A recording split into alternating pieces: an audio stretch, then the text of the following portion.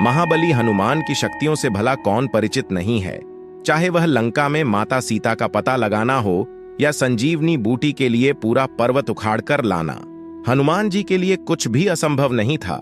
सभी जानते हैं कि सबके प्रिय हनुमान बाल ब्रह्मचारी थे और उन्होंने आजीवन ब्रह्मचर्य का पालन किया।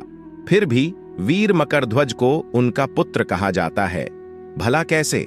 ब्रह्मचारी होते हुए भी पवन पुत्र हनुमान पिता बन गए और उनका ब्रह्मचर्य भी नहीं टूटा। आइए जानते हैं कि मकरध्वज कौन थे।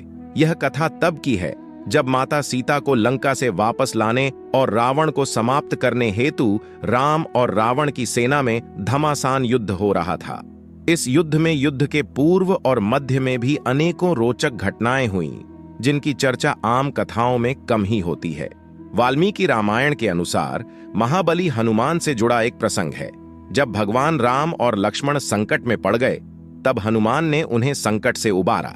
लंका में युद्ध के दौरान रावण की सेना के सभी वीर और रावण के भाई एक के बाद एक प्रभु श्री राम को परास्त करने का प्रयास करते रहे, परंतु उन्हें सफलता तभी मिलती जब कभी संकट आ जाता। संकट मोचन हनुमान हमेशा उनकी मदद के लिए तत्पर रहते थे। यह प्रसंग तब का है जब रावण के भाई अहिरावण ने छलपूर्वक श्री राम और लक्ष्मण को बंदी बना लिया। अहिरावण ने उन्हें अपने साथ पाताल लोक ले जाकर बंधक बना लिया। हनुमान उन्हें छुड़ाने के लिए पाताल लोक पहुंचे, जहां उनकी भेंट मकरध्वज से हुई। मकरध्वज को अहिरावण ने पाताल लोक का प्रहरी नियुक्त किया था। हनुमान के वहां पहुंचने पर मकरध्वज ने उन्हें अंदर जाने से रोक दिया। इस पर हनुमान और मकरध्वज के बीच घमासान युद्ध हुआ और अंततः हनुमान जी विजयी हुए। मकरध्वज की विचित्रता देखकर हनुमान अत्यंत आश्चर्यचकित हुए। जब हनुमान ने मकरध्वज से उसका परिचय पूछा, तो उसने स्वयं को हनुमान का पुत्र बताया। यह सुनकर हनुमान जी घोर आश्चर्य में पड़ गए।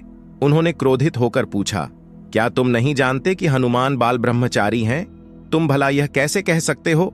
मकरध्वज ने हनुमान को अपने जन्म की पूरी कथा सुनाई।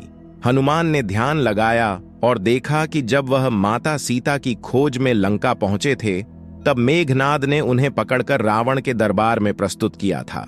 रावण ने उनकी पूंछ में आग लगा दी, जिसके बाद हनुमान ने अपनी पूंछ से पूरी सोने की लंका को जला डाला। आग से जलती लंका को देखकर हनुमान समुद्र में कूद गए। जब वे समुद्र में डुबकी लगा रहे थे, तो उनके पसीने की एक बूंद समुद्र में गिरी।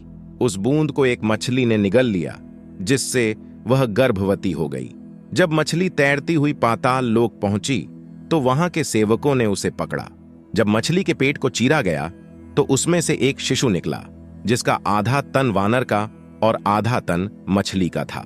मछली के पेट से निकलने के कारण उसका नाम मकरध्वज रखा गया और उसे पाताल नगरी का प्रहरी बना दिया गया।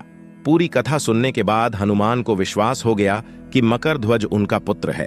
उन्होंने बताया कि वे ही उसके पिता हनुमान हैं। मकरध्वज हनुमान के चरणों में गिर गया और क्षमा याचना करने लगा। हनुमान ने मकरध्वज को गले लगा लिया और उसे आशीर्वाद दिया। इसके बाद हनुमान ने पाताल लोक में प्रवेश किया और अहिरावण का वध कर प्रभु श्री राम और लक्ष्मण को उसके बंधन से मुक्ति दिलाई। जब राम हनुमान के साथ पाताल लोक से वापस पृथ्वी पर जाने लगे, तो उन्होंने मकरध्वज से परिचय पूछा। हनुमान ने मकरध्वज और उससे जुड़ी पूरी कथा श्री राम को सुनाई, जिससे राम अत्यंत प्रभावित हुए। राम ने मकरध्वज की शक्ति और समर्पण को देखकर उसे पाताल लोक का राजा घोषित किया। फिर लक्ष्मण और हनुमान वहां से लंका की ओर चल पड़े। दोस्तों, अगर आपको हमारी वीडियो पसंद आई हो तो उसे लाइक और शेयर करें और चैनल को सब्सक्राइब करके बेल आइकन जरूर दबाएं, ताकि हर नई वीडियो का अपडेट आपसे मिस ना हो।